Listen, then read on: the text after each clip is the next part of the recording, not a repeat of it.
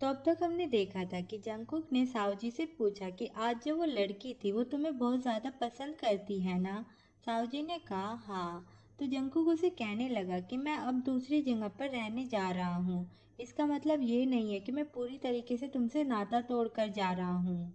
हम दोनों कांटेक्ट में रहेंगे या नहीं रहेंगे ये तुम पर निर्भर करता है।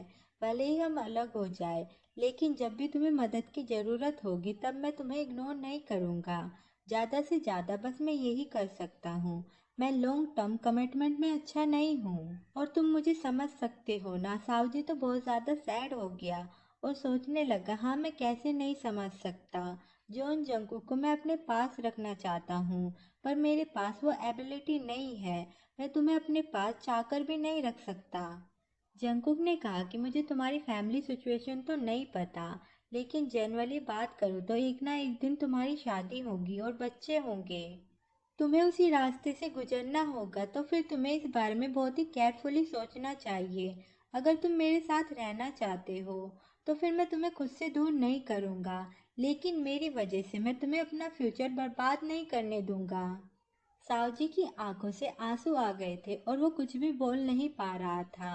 और जंकुक ये समझ रहा था कि सावजी उससे काफी ज्यादा पसंद करता है। काफी सारे लोगों की आंखों में देखकर जंकुक को पता चल जाता है कि वो बंदा जंकुक के प्यार में पड़ गया है। तो इसलिए जंकुक इतना ज़्यादा सरप्राइज नहीं था कि सावजी भी मुझसे प्यार करने लगा है।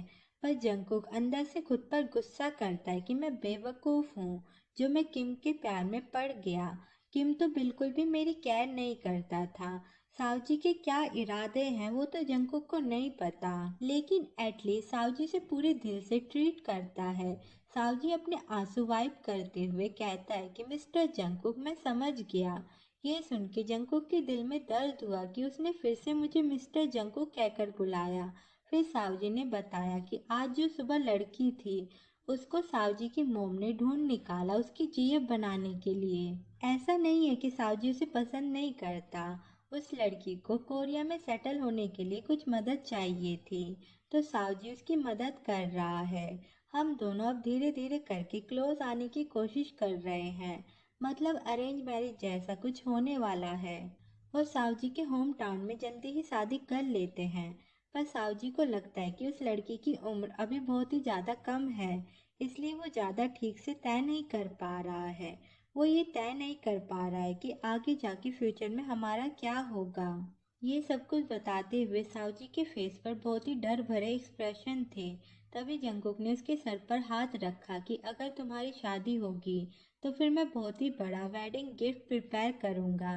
ये सुन के सावजी को बहुत ही ज़्यादा दर्द हुआ और उसने अपने दांतों को क्लेंच करते हुए कहा कि हाँ मिस्टर जंकुक मैं समझ गया। तो इस तरीके से सावजी और जंकुक की बात तो आगे नहीं बढ़ने वाली। लगता है कि हमारे किम को चांस मिलने वाला है।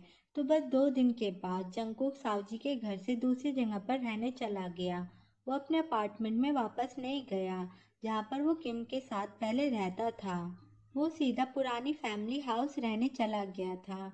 जब वो हाई स्कूल सेकेंड ईयर में था तब वो उस घर को छोड़कर आ गया था। उस वक्त उसने यही सोचा था कि कहीं बाहर अकेले रहना ही सही रहेगा। इस तरीके से हर रोज उस औरत का फेस तो देखने को नहीं मिलेगा ना।